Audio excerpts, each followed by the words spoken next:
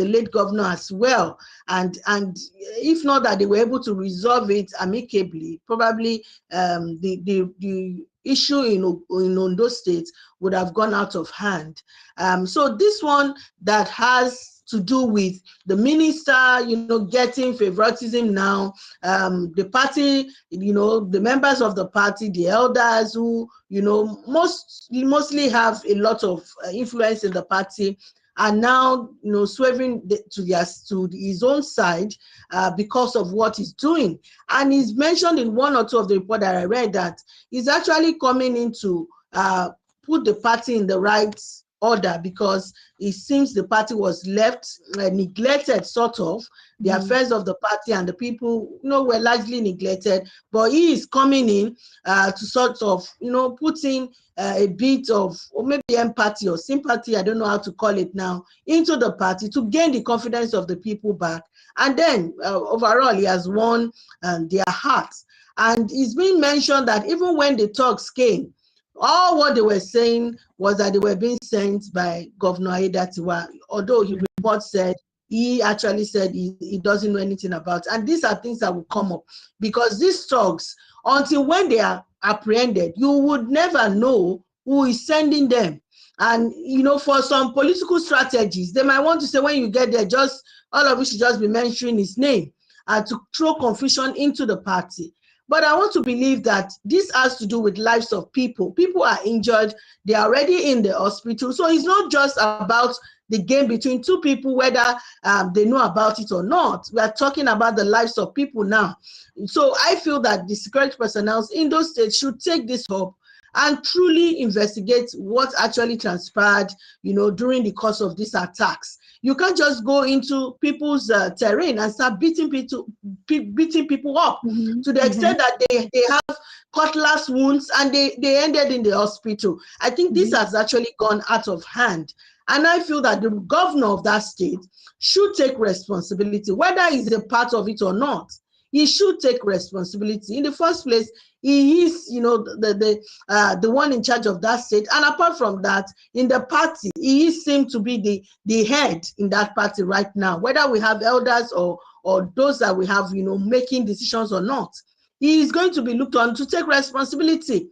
And I think that when we continue to have these talks, being used in political violence, I feel that our security personnel should take a look at that. And okay, no matter what is happening between two people or within a political party, when it has to do with threatening of lives of people, and that's why we say that some women will withdraw because of this political thuggery going on, because some people are trying to fight for control or power, whatever it is. And I feel that it has gone out of the handling of the political party itself. The security personnel should thoroughly investigate and ensure that these political talks are apprehended and the truth comes out. I feel that this is where we should, really take this discussion to. It's a matter of life and death for those people in the hospital as at this moment. It's no longer politics. It's no longer we are playing games because we want to fight for who takes control. We are talking about the lives of people. And I even saw in one of the reports where it said that they thought the person they even placed arm on, they thought it was actually the chairman or whatsoever, not knowing that it was even his younger brother. So what are we even talking about when we start taking politics to the extreme of killing people, not even during the election now, just because of they have meetings, or the governor is saying that the meeting was not actually considered, it wasn't the time, it wasn't this, it wasn't that. But the fact is that lives are at risk here, and our security personnel should take it out of the party and address this issue as it concerns, going against the rule of law. Very well said. Thank you so much, Adeton. I think my another concern of mine is, are we going to see things even get worse in states, in parties, as time progresses? Because we are how many months away? Well, now February is almost done, so let's say we are about 10 months away from the election, because from the looks of things now, election is going to be in January. It was going to be initially in February 2026, but now they said it might coincide with Ramadan, and they don't want elections to happen during Ramadan. So are we going to see more of this happen, or and what can be done? How do we forestall these kinds of things? Let me start with the issue of our security personnel. I really think that they know what goes on before elections, after election, even during elections. So they need to actually brace up. The security architecture of this country must actually be beefed up. And I want to believe that the IG is aware of what is going on. Even when you have elections in some states, we know what happens. We know how they deploy thousands of security personnel just for an election in a state. And we've not even gotten to where we're having the general elections, and we have just this happening within party structures and all that. So I feel that the first thing is for security personnel, the IG, to ensure that they beef up security in all states, especially those states where we have the secretariats of the parties, where meetings will be taking place. I feel that there is need for our security personnel to be on standby. Whether the meeting is called for or not, those secretariats should be well guarded, because we've had instances. I remember going to, is it Ekiti State at one point, I think during former Governor Fayoshe. I remember going there to cover the elections, and I could see even the tension, on the streets, before getting to the secretariat where the party, members were supposed to be to assemble and all that. I remember seeing the way the streets was, tension all over. We might have had probably not much of tension now, but from what we are seeing, that means we are getting close to where the tension will start rising, and then people start panicking. How do you expect people to now go out and now say they want to go and vote if they're already seeing this? So that means that even before the election, our security personnel should know that they have a lot to do. They should put their house in order and ensure that they beef up securities, especially most of the party sectarians, because anything can happen from what we are seeing right now. And then, because those places, those environments are really volatile, we need to have a stakeholders meeting, especially as security personnel with those party leaders. It's no longer just because we are party members. It's no longer because one party wants to take control. It's the fact that we need to secure the lives of citizens or indigents in that state. And then we always have this trend of using political thugs, to go and cause troubles anyhow, and at the end of the day, if they are not apprehended, you don't know who's sending them. Our security personnel should know that this is a time for them to start work. If you see any youth that has decided or made up their mind to want to be used as a political thug during election, such youth should be apprehended. And that is a caution to parents. Whatever they are giving your youth, your child, you should know that if anything happens to that child, it will no longer be the responsibility of the government, because the government will rise up and tell as many people that can hear that if you are used as a political thug during elections, if anything happens to you, the state will not take responsibility. That means you went in to put your head into that, situation. And if you are not wise enough to know at this time that the politicians you are supporting at the end of the election and what comes after it, they go into one corner and they smile, they shake their hands, and it is over. But you are long gone. You are dead, or probably you are still trying to get your life back while in the hospital. So people should know that political thuggery is not even something they should consider during election or even after, not talk of before elections. And anyone that is going to be caught should be dealt with, And then we are also talking about ideologies of political parties. When parties begin to engage in rivalry, and then they spread it out to indigents who are not even privy to whatever it is that they have, they are becoming a dangerous party. And so if peace cannot exist within a political party, there's no reason why the electorate should even put their vote down for such political parties. So we should begin to name shame those political parties. If they don't want peace to reign, even in their parties, we don't have any business, vouching for them or making our vote to count in their terrain. We should know that such political parties will do more harm than even restoring peace in the country. So I think it also begins with us getting our orientation right. We are not giving our vote to parties who are not peaceful. We are not going to give our vote to parties who will use our youth as political thugs to cause confusion and unrest in the state. If that is the political ideology of such parties, we should mark those parties down and not vote for them, because we are talking about peace in even in our polity. And if they are not willing to give that to us, there's no point in going out there to put our votes down for such political parties. I think when we look at these few areas, we will begin to know that democracy is for everybody. So whether you are an electorate or you are the politicians we are putting out, if you are not ready to work within the conference of the law, as you know, as regards to politicking, then you should be out of the game, because it has to do with a lot of lives as we see it right now. So it's not just about words, it's about the lives of people that are being put on the line, and we must get it right. We definitely must get it right. Well said, well said. Thank you so much, Adeton, for that. The time right about now is 3 minutes after 8. You're still tuning into Daily News Review on Women Radio 91.7 FM. Rose is here. Adeton, the voice of the analyst you just listened to. And my name is Fumi. Let's take some messages before I hand over. So, running. Nice morning and happy weekend to you all in the studio. Same to you. I'm hearing more money for the government of Tinubu, but are the citizens feeling the positive impact of huge money this government is making? Darkness everywhere, killings everywhere, hunger everywhere, borrowing on daily basis. Please, where are all these trillions and billions of dollars and naira spent on?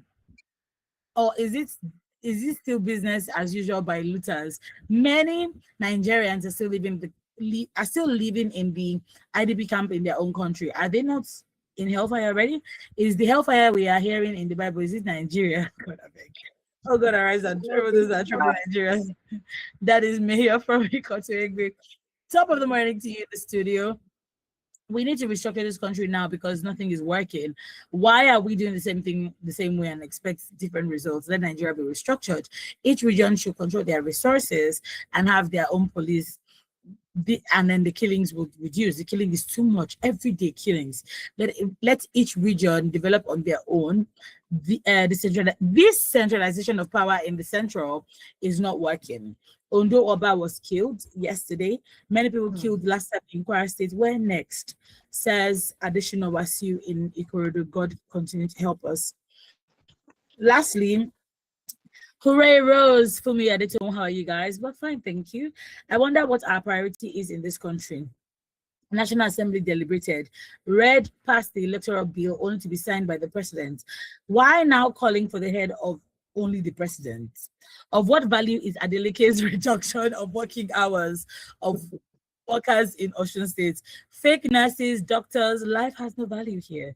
Why must people lose lives for selfish, loveless politicians in Nigeria? I beg you.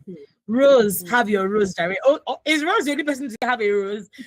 Evangelist Shago, it's been a while. Oh, we haven't heard from you. I know it's been a while. It's good to hear your voice, even though it's good to see your voice. But it's only Rose you're sending a rose to. Justice for me. For myself and Adeto, I'm not having it.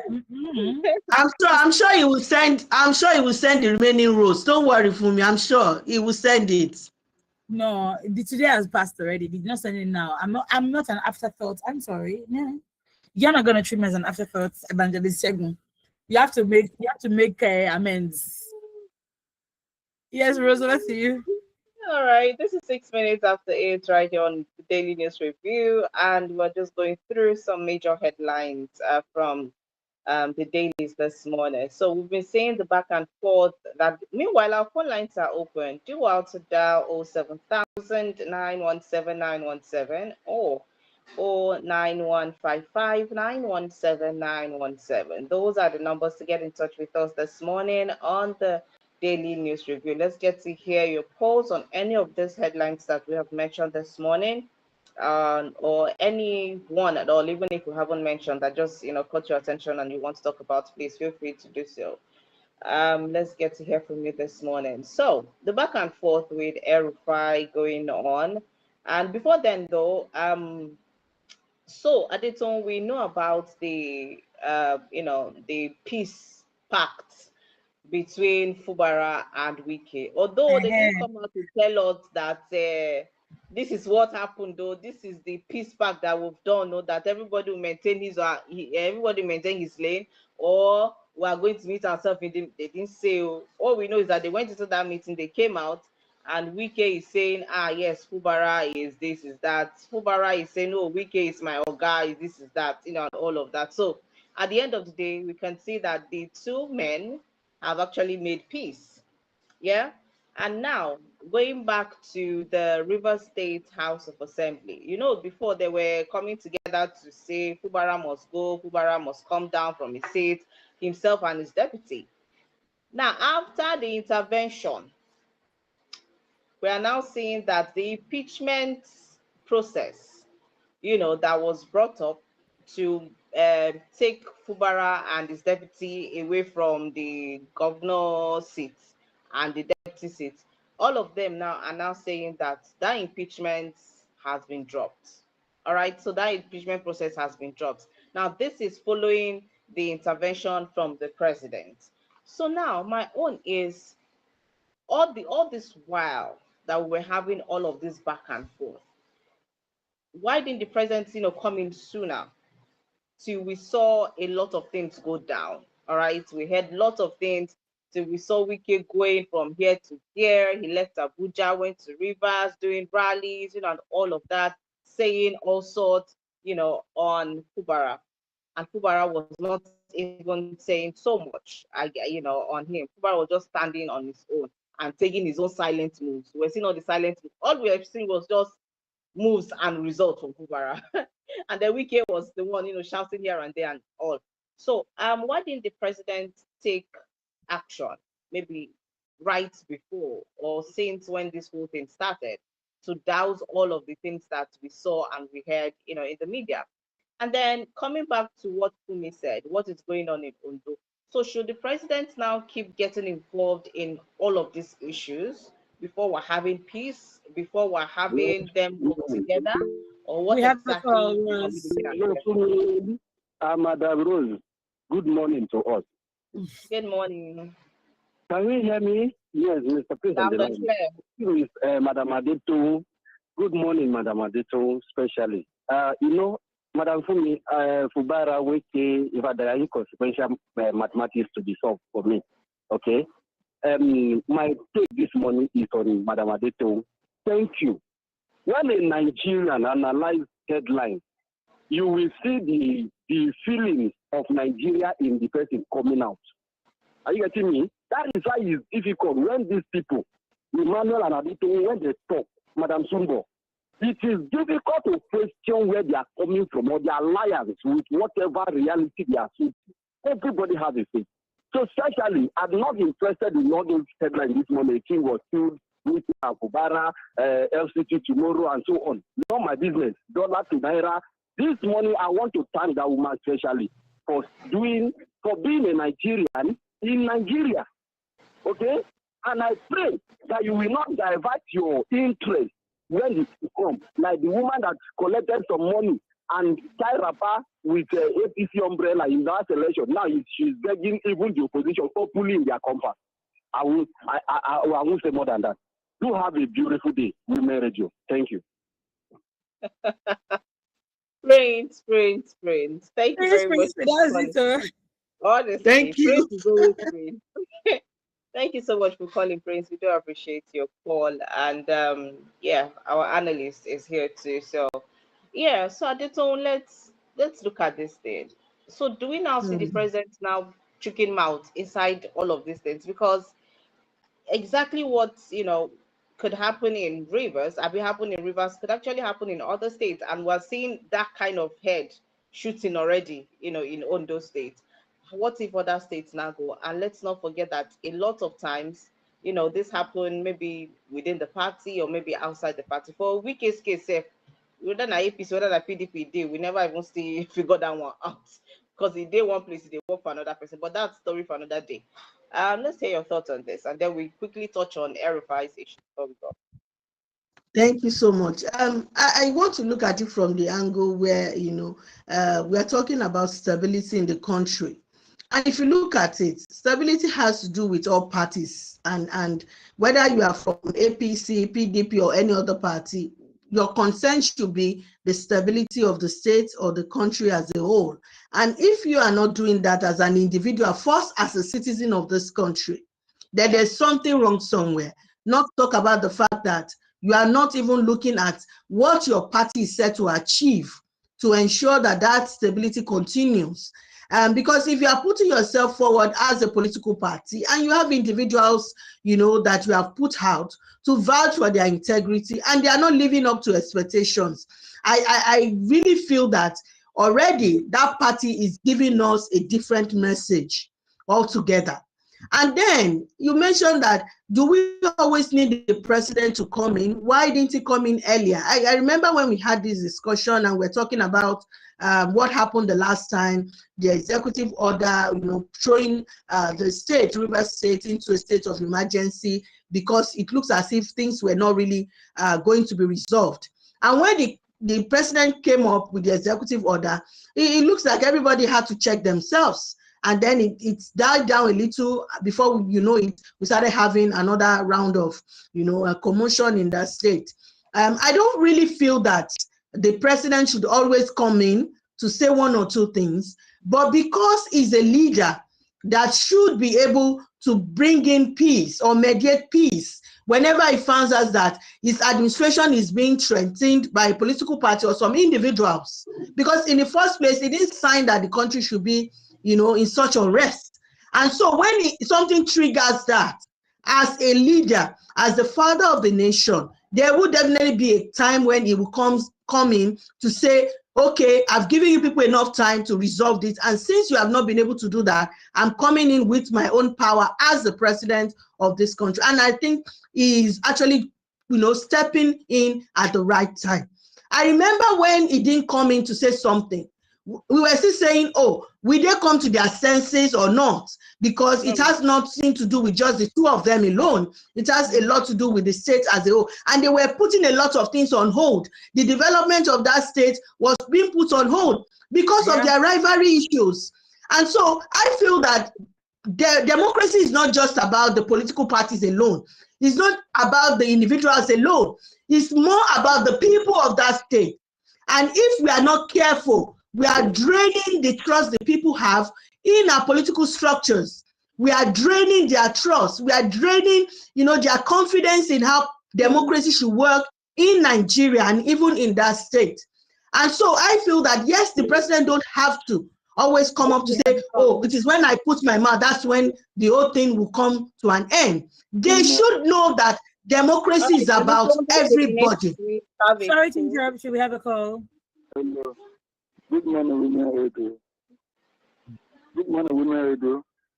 Good morning, Evangelist Dixon. How are you? Good morning, Madam Rose. Good morning, Madam. Good morning, Madam Adeto. Through Nigeria.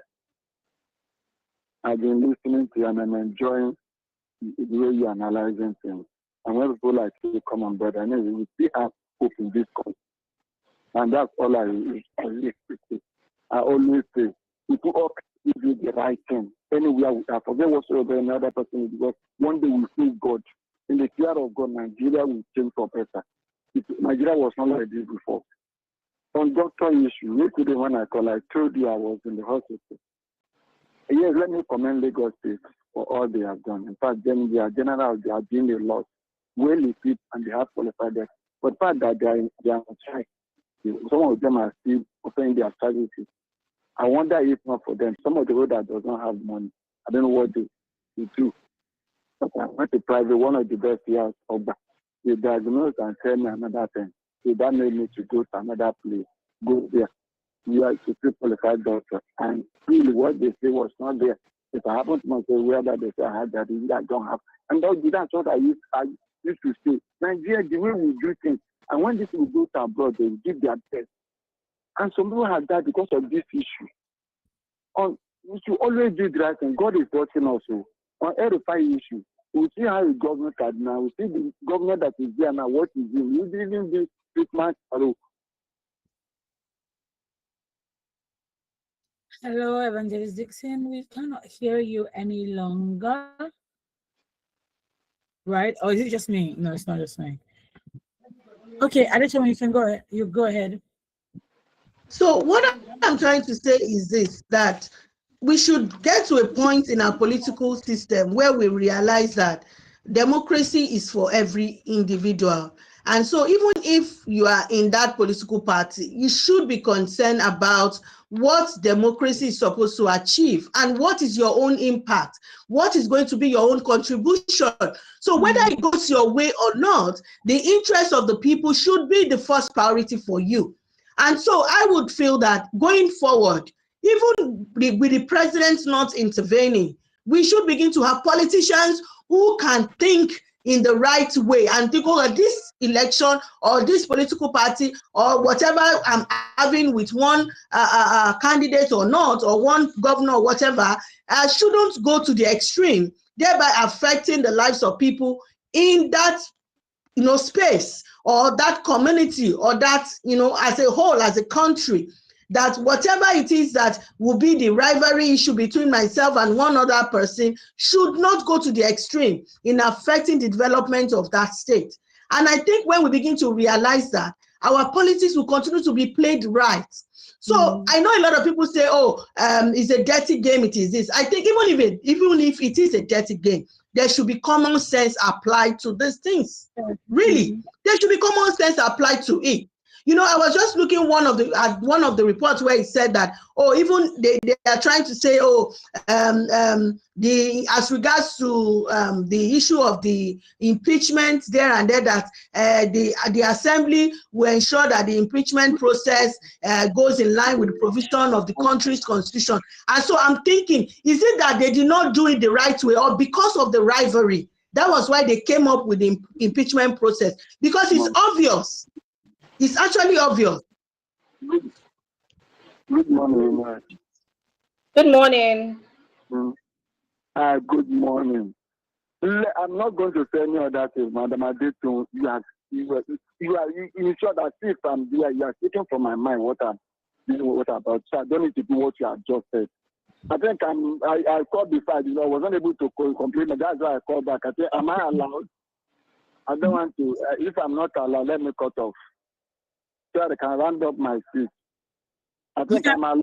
You can round up. Yes, you can round up in a minute, please. Okay. Thank you. What I'm blaming others for, I don't like doing it. So thank you. Okay. People like you, when you come on board, we need women like you, more women like you in this country, more women and men like you have the fear of God, who will come out and say the truth. Let that, the change you are estimating, let it start from us. You don't need to look at what other people do. You know that we'll go back to God one day and give account. Nigeria was not like this. I told you I will retire and not be able to access my retirement benefits. Is it Tinubu that is there? Some of us, a mechanic, as a cleaner, do we do things in the fear of God? And one Nigeria, how is Nigeria going to change? Better Nigeria, most of our community will have what this problem Nigeria is going through today. And I said we do it in a different way, in a godly way, in a right way. Nigeria will change, but Nigeria was not like this. I believe we get there with it. We should always do that. And I just thank you. God bless you. Continue. Let me not report your justice. Nigeria will be great again. Okay, let's quickly move on to the el-Rufai conversation. Rose, over to you. Yes, el-Rufai conversation. So yesterday we're talking with Sumbo here, and we were looking at it from the point of saying, could this all just be a distraction? Because at the end of the day, we might not even see. Can you hear me? Yeah, we can. Okay. At the end of the day, we might not even see him being, detained or rather, let's say arrested, or even we might not see all of that. So all of this could just be drama, but let's even hear from you, Adeto. What's your thoughts on, all of these things that is happening, especially as el-Rufai is at the center of it? We know that el-Rufai is a bit talk. That one, God bless her with her. It's a bit talk, so put her inside trouble, Nana. You don't go talk. So say you don't enter where you enter now. And for him, so it's are we with all of this now? They've gone to raid his home. What are they looking for? Is it the misappropriated funds that you know, he was that he reportedly, you know, did or you know was or diverted when he was governor? Is that it? Or is it about the phone that he went to tap to hear that he was going to be arrested? You know, so we have all of these things going on. At the end of the day, it's not like we'll come and hear that el-Rufai was arrested or this. So is this all a diversion? Is this just all, you know, just probably some kind of witch hunting after he has said so many things, or because it's no longer in the same, you know, party or in the same space, with, you know, looking at the fallout they have with, you know, APC and the president and all that? Well, permits me to say that this is just season 1 of the movie we're about to watch. Because, you know, when you were saying, oh, is this witch hunting? I think it's all of the above. Because, as you know, el-Rufai will not stop talking. And I think he has gotten some people jittery. He has stepped on some toes. And the best thing they can do is to go back to the archive and say, okay, let's dig out something concerning this guy. Let's see how we can shake him up a bit. And if I have followed el-Rufai, even for years back, is somebody that is, you know, when you say that somebody, you can't just stop him from talking. You can't stop him from talking. He comes out and he says it, and you know, he damns any consequences that comes after it. That is the kind of person el-Rufai is. If I talk about some things about him, I'm sure if we are not informed earlier, some of us will know. Way back then, when el-Rufai was el-Rufai, we know what el-Rufai can do. And so for his talking, you know, coming out openly to say this, say that, and you know, he's actually getting some people jittery, really. And because I look at some of the report, I'm like, during his tenure as governor of Kaduna State between 2015 and 2023, and then now you are coming up to in 2024, they said the Kaduna Assembly indicted him over alleged diversion of 423 billion, you know, and I'm like, what's really going on? Is this just about diversion of funds, laundering, whatever you might want to call it, or is beyond that? And clearly it is beyond that, you know. And then I just went back, I was just thinking, we have some governors who are working. They are working in Nigeria, you know, on the streets without anything, and they've embezzled a lot of our money. And they are there even in positions of power. Nobody is touching them. Nobody is saying, come and give us account of what you embezzled. And now you are running around el-Rufai and thinking that you will get, well, you might get his attention. Remember in one of the reports, they said he went there to report himself. So it's not a case of whether he's running anywhere. This is clearly witch hunt.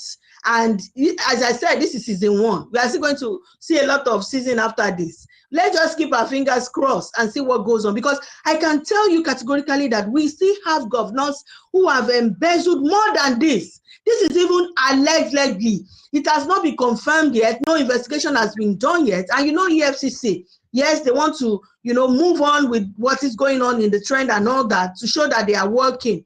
But I want to tell you, we have governors who have embezzled more than this. Their case is still there. The file is still on EFCC's table. They have not touched it. They have not opened it. And there are some of them that we learned that they apprehended and arrested. Where are they today? They are walking the streets of Nigeria. Nobody's touching them. You know, I think when we are doing things in Nigeria, we should do it with reasoning. If somebody is coming out to say some things, we should look at it properly and say, why is he saying this? Yes, it's a fallout. If it was with the party, I'm sure all this wouldn't be happening. And that's what you have in politics. Strategies here and there, you know, to outtussle the other, to cause commotion. And they are the ones giving us the headlines. You know, you wake up, you see one headline, it's one party or the other, it's one person that's falling out from one party. So it's the usual trend that we have, especially during this season of election and all that. So let's just keep our fingers crossed and see how this will eventually play out. All right. Thank you so much. Oh, one more. Evangelist Shegun says, I sent the rose to Rose only consciously to see whether Fumi will react or not. Wow. He said, we are reacting, or I'm also reacting. Where's my own rose too? Right? He says we save divine roses. Or we change our name to Rose. Fumi, let's change our name to Rose. So we have Rose 2 and Rose 3. He said, receive divine roses all in Jesus' name. I'll send him my invite to host you guys. So with that, I think that's a nice way to end today's daily news review. Thank you for our divine roses, Evangelist Sharon. We appreciate you. Adeton, thank you so much. It's always a pleasure to have you come on and speak on Nigeria's issues. Nigeria's never-ending plenty issues. We truly appreciate you. Enjoy the rest of your weekend. At 9 o'clock, thank you. Is her lens, 10 a.m. is Radio Doctor. So you want to stick around for great conversations this morning. Don't go anywhere. This is still Women Radio 91.7.